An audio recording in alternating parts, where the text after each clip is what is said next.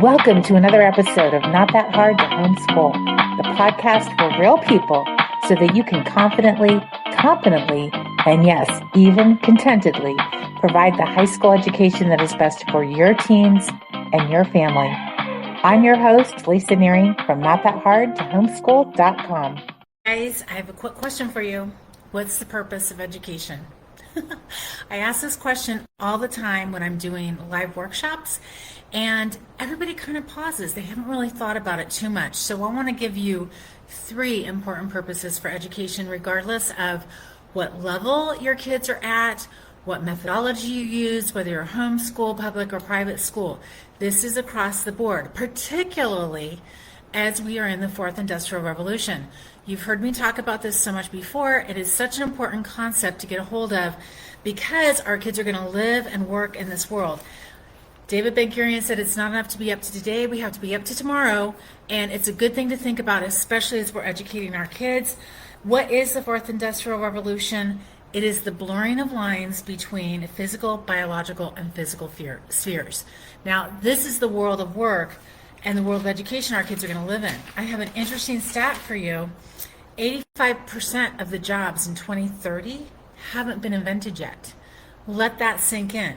So understanding the purpose of education is more important than ever before because like every industrial revolution, some jobs are just going to go kaput and other industries and jobs are just going to come out of nowhere. I always ask this question when I'm live, when's the last time you used your Cartwright? Nobody even knows what a Cartwright was or is. Those are the people who make the wheels for a cart or a buggy. But once the automotive industry took the world by storm, guess what? Cartwright, that whole industry just went kaput, bottom up. And we're in another industrial revolution. This is going to happen, and we're seeing it already. So what are the 3 purposes of education? Number 1, literacy. What do I mean by literacy? I don't mean functionally literate. Functionally literate means that your student or your kiddo can function at a 5th grade level. They can read at a 5th grade level, they can do math at a 5th grade level, but what I mean by literacy is that they are fully functionally literate. That means that they can read difficult works, that they can tell you what it says, that they can pull out the main plot and character and theme and those kind of things. They can read for information, they can synthesize and analyze information. These are important concepts that functionally literate people cannot do because they haven't gotten over the hump of sounding out words, or in a lot of cases they don't know how to sound out words, but they haven't gotten over the actual act of reading and getting to the point of reading for comprehension yet. So actual literacy, and I don't just mean language literacy, I mean numeric literacy as well. So by functionally language literate, I mean that they can read high school level books or beyond, both fiction and nonfiction. They can tell you what the point and the purpose of it is. They can do simple lit analysis. They can write really well. You can tell them to write an essay about a paperclip. They can do so without being upset about it, and it can have a beginning, middle, and end. It can be persuasive, all those kind of things, that they can speak with fluency, that they could stand up in front of a group and even speak. And that seems like a lot, but honestly, focusing on language literacy, you can't go wrong with that. Also, numeric literacy. What do I mean by this? They know the math functions, addition, subtraction, multiplication, and division. They can do those by heart. Rote memory work. Anybody who says if you can Google it, you don't need to memorize it, doesn't understand the brain synthesis or education. It's bad educational pedagogy all the way around. Your kids need to have math functions memorized because once they get to higher level math like algebra, if they don't have it memorized, they're going to just really struggle. Not because they're bad at algebra, not because they're bad at math, because they've missed the point of memorizing the math facts. And when you are doing 2 + 2 = 4, you can go 2, 4, and sing this song and all those kind of things. But when you have 2x + 4y - 7z over 4x times 3p, it's going to be a little bit more difficult for them to do the songs, right? And they're going to just struggle and be slow. And so memorizing those math facts is going to hold them in very, very good stead. They should also have a really good understanding of decimals, percents, and fractions, how to convert, go back and forth, all those kind of things. And honestly, numeric literacy means understanding algebra concepts and geometry concepts too. Have I used algebra today? Probably not. However, I have critically thought today. I have used abstract thinking today. And that's one of the beautiful benefits of understanding and learning algebra is you're teaching your kids higher level thinking skills. You're teaching them to critically think. You're teaching them that abstract thinking is just a regular part of life. So if you gyp your kids out of algebra, you're gypping them out of higher level thinking, and you don't want to do that.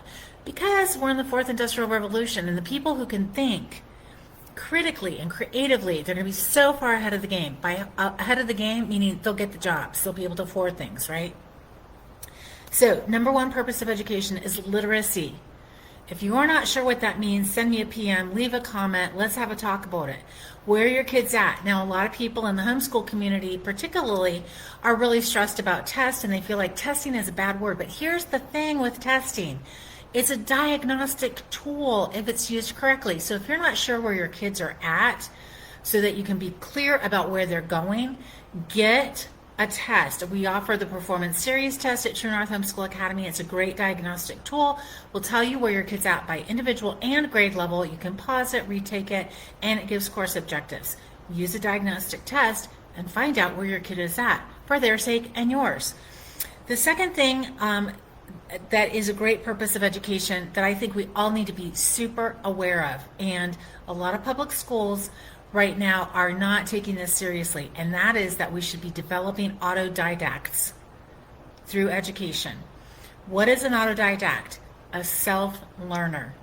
That's an autodidact, someone who can learn for themselves on their own without formal instruction, without a formal environment. That you have a kid who's like, I want to learn about wildflowers on the Great Plains. And they go after it, and they find out about soil conditions and planting conditions and what flowers grow and what don't, how much water they need, and all those kind of things. Or somebody who says, I want to learn about how to fly a plane, and I want to get my pilot's license, but my parents don't have the money for it. How am I going to go after it? And they go to the library and they find out all the information. They get a scholarship and they go after it. That is an autodidact, and we need to be really focused on helping our kids learn how to be self-learners, self-motivated. That goes to personal agency and everything. Now, a lot of schools, public schools and some private schools, they are giving every kid a laptop or a Chromebook or whatever, and they have one proctor in a class that's like 40 to 50 kids, and the kids are watching videos all day long. Passive learning doesn't help your kids learn creativity or critical thinking, and it also doesn't help your kids learn how to be an autodidact. Why is it so important that your kid is an autodidact? On average, our kids are going to have 13 jobs over the course of their lifetime. These could be 13 jobs in completely different fields of work and learning. And so our kids need to learn, be able to pivot very, very quickly. They need to know how to learn quickly. They need to know how to get rid of information that is no longer updated. Again, the fourth industrial revolution, tech is it is speeding up so fast. There's a lot of innovations happening, and that level of innovation is just going through the roof. So our kids need to know how to learn and pivot very, very quickly. So if you are in a situation where your kids are being taught in a very passive environment using only technology, only Chromebooks, or they're on the computer for so many hours a day, or they're watching cartoons and just filling in a blank, that is very passive learning. That is not going to hold them in very good stead for the future. So number one, purpose of education is literacy. Number two, purpose of education is developing autodidacts in your home or in your school. And number three, our kids desperately need soft skills. Soft skills are more difficult to define than hard skills. Hard skills are easily definable. Things like, I can speak German, I'm fluent. Or I know how to code a computer in a Python language. These are easily definable skills that we have. Soft skills are, I'm a great communicator. Okay, are you a great communicator like Abraham Lincoln was during the Gettysburg Address, or are you a great communicator like Hitler when he terrorized a continent?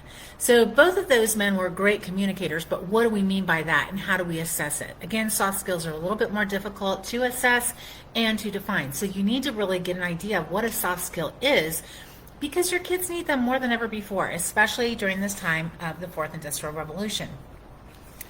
I've talked about the 4 C's of education all the time. These are 4 soft skills that are super important: creativity, communication, critical thinking, and collaboration.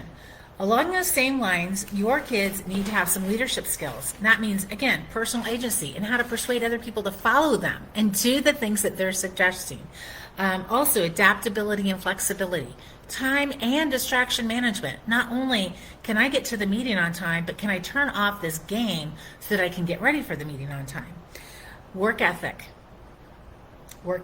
problem solving, creativity, I've already said that one, and emotional intelligence, how to take care of themselves in a way that's actual caretaking, not just pandering, and how to take care of others, how to understand what others are saying. Listening skills. This all goes with leadership too, right? If you're a leader, you don't just know how to talk and persuade people to follow you. You know how to listen to people and understand their needs, right? You have emotional intelligence in your back pocket. So your kids need these soft skills more than ever before. Again, they're going to be competing in a global gig economy, which means they're going to be working with people around the world probably on a regular basis. Not only that, they're going to be competing for jobs with people around the world on a regular basis. And listen, people in third world countries, they're willing to work for, under $10 an hour with master's degrees, as opposed to a lot of people who've been raised in America who feel like the minimum wage is however much an hour. So you want to help your kids really develop a work ethic and a sense of what does it mean to be a global citizen, because this is the world that our kids will live in. This is one of the reasons that we focus on foreign language at True North Homeschool Academy. We're now offering 7 foreign languages because it teaches so many of these soft skills: communication, critical thinking, collaboration, because we do cultural projects, creativity, because listen, learning a foreign language and understanding language and how to communicate is just going to up your creativity right off the bat because you're using different parts of your brain. So don't overlook foreign language in your curriculum. Again, we have 7 of them: Latin, Spanish, German, French, ASL, Hebrew, and Russian, which is new to us this year. We're super excited to be offering Russian. We offer multiple levels of foreign language. Now look, if you're not even sure where to start with these ideas about teaching your kids true literacy, you're not even sure where to start with helping your kids develop the idea of becoming an autodidact and really owning that, or you're not really sure where to start with helping your kids develop their soft skills, I would recommend that you outsource some classes. True North is a great community to outsource to. We really work on having community and being a cohesive community. We have people in our community that have been with us for 6-7 years, really since our inception in 2018. We've graduated several students that we've just really loved working with and coming alongside. Our teachers are from around the world, so from coast to coast in the United States, Mexico, Italy, and Israel. They are world-class teachers. So many of our teachers, they have life skills, they have soft skills, they have subject matter expertise, and a lot of them are bringing just so much richness and resource from their life to the classroom that it just blows me away every time we have a teachers meeting or I have the opportunity to meet some of them in public or in person around the country as we're speaking. So I just want to give one example. Adam Pruzan, who teaches strategy, war, and peace, as well as politics, philosophy, and economics. He was actually a naval officer for so many years, and then he's worked in public policy for almost a decade, and he's been an investment manager. And listen, he could be teaching at Harvard. He doesn't need to teach, let me be honest with you. He's doing it as really a joy to him. He loves teaching, he loves his students, and he brings so much wealth to the table. Julia Jenks, same thing. She worked for HGTV, and she also was a news producer for over 6 years. She's teaching language and writing to our students, and I could go on and on about every single one of our teachers. They really bring a breadth and a depth of experience to the classroom. They love the subjects that they're teaching, and they love the student body that we have in True North Homeschool Academy. So if you're looking for a place to outsource to True North Homeschool Academy, we are your trusted academic partner, and we would love to come alongside you this year as you're educating your kids. Again, regardless of whatever program you use, whatever curriculum you use, be aware that your kids really truly need true literacy, both language and numeric literacy. They need to understand what it is to be an autodidact. So honestly, parents, turn off the screens, give your kids the space to be bored and really wrestle with What do they want to do? What are their interests? What do they want to go after? Let them wrestle with those questions. You don't have to amuse and entertain them all the time. And then lastly, help your kids develop soft skills. You can do that with online classes. That's baked into our program at True North Homeschool Academy. There's so many great other in-person opportunities like Trail Life, Teen Pact, etc., the speech and debate clubs, so many more other great programs for your kids to do. And then really another great way to teach all of these things is by community service. And don't overlook that for your kids. It's a great way for your kids to get out of their heads. And listen, in America, our kids, especially those who have been raised in middle class America or up, they wake up and there's food in the fridge and gas in the car, and they haven't really struggled. They haven't really wanted too much. We buy the books they want, we buy the clothes that they need, and they haven't really wanted for much. Community service is a great way for your kids to understand that there are people at all sorts of different stratas in life, both economically and socially, and serving the wider community is a beautiful way to show gratitude for where you're at in life, and also just to develop true compassion for the rest of the world. And again, we need to be teaching our kids these kind of soft skills like global literacy, global understanding. It can happen in your community, and if you can't find a way to serve, I know it's been more difficult since 2020. You can always write letters to servicemen and women, do coat drives, food drives, and etc. But if you're looking for ideas for community service, reach out to us because we'd love to help you brainstorm that too. As always, we have a free 2-year academic advising plan on the front page of the website at truenorthhomeschool.academy. Just scroll down the front page and there's a quick form for you to fill out. We'll get that 2-year academic advising plan to you free. You can also sign up for a 15-minute free academic advising appointment. Again, that's on the front page of the website at truenorthhomeschool.academy.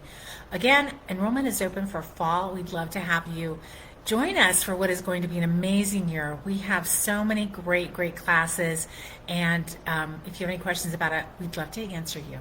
Have a great day, everybody. I hope this has been helpful. We will talk soon.